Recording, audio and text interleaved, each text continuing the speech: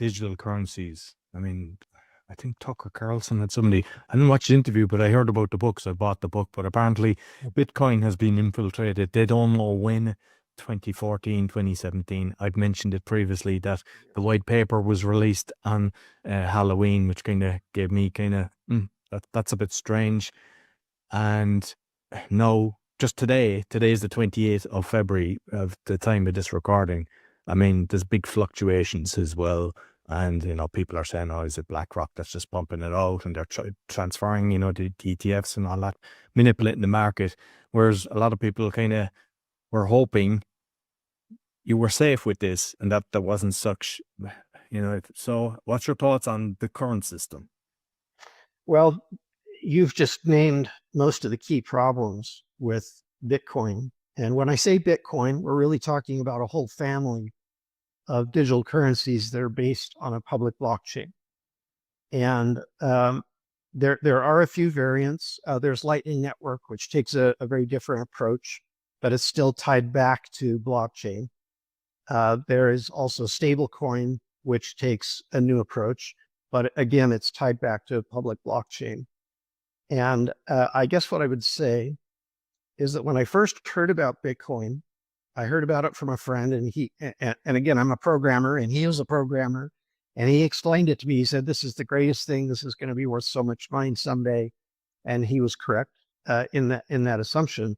But in the back of my head, there was something nagging me and just saying, "This can't be possible. You're telling me that every transaction in the whole world is going to be packed into a single ledger somewhere?"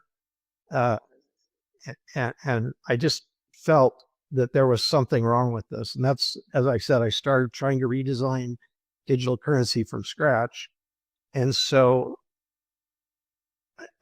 in studying the economics, I learned that there were not only technical problems with Bitcoin. This issue of trying to store every transaction on a single ledger is unscalable inherently.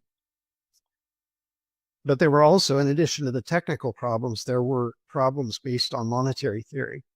And it took me several years of study to try to get to the heart of what the monetary theory problems are.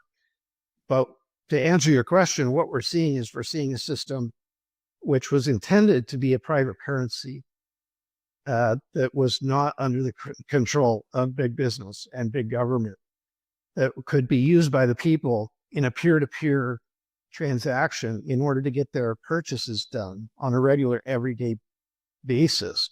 But what it has become is something that is unusable as a currency for regular day-to-day transactions. And instead, it is an investment mechanism.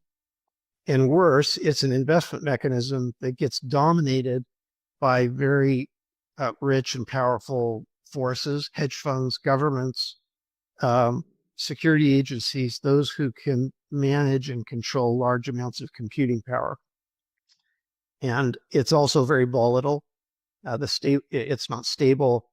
And so there's just a whole range of problems that have been identified. And I speak a lot to groups of crypto enthusiasts, and pretty much unanimously, everybody's disappointed. They're hopeful, but their hopes have been dashed because Bitcoin has just not accomplished what they had hoped that it would accomplish.